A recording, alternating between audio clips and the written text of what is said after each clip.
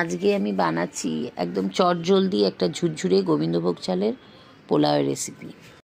প্রথমে ফুটন্ত গরম জলের মধ্যে চালটা ধুয়ে দিয়ে দিলাম এবং তার মধ্যে একটু লবণ আর সাদা তেল দিয়ে চালটা ফুটতে দিলাম। চালটা যেই গপ গপ করে ফুটবে তখনই মাঠটা গেলে নিতে হবে, একদম দেরি করা যাবে না, তাহলে কিন্তু ভাত গলে যাবে। এবার চালের জল ঝরিয়ে নিয়ে তার মধ্যে 1 চামচ লবণ, 1 চামচ হলুদ, ঘরে বানানো 1 চামচ গরম মশলার গুঁড়ো, পরিমাণ মতো চিনি আর 3 চামচ মতো ঘি দিয়ে ভালো করে মশলা চাল ভালো করে হাত দিয়ে মেখে নিতে হবে। এবার একটা প্যানে অল্প করে সাদা তেল গরম করে তাতে কাজু কিশমিশ আর গোটা গরম মশলা, তেজপাতা আর কাঁচা লঙ্কা একটু হালকা নাড়াচাড়া করে সেই মাখানো চালটা দিয়ে দিলাম। চালটা দিয়ে ভালো করে এদিক ওদিক ভালো করে নাড়াচাড়া করে নিয়ে তার উপর একটু অল্প জল ছড়া দিয়ে একদম নিভু আছে ঢাকনা দিয়ে বসিয়ে রাখলাম। মোটামুটি 10 মিনিট মতো রাখতে হবে আর মাঝখানে একটু নাড়াচাড়া করতে হবে তাতে তলায় লেগে না যায়।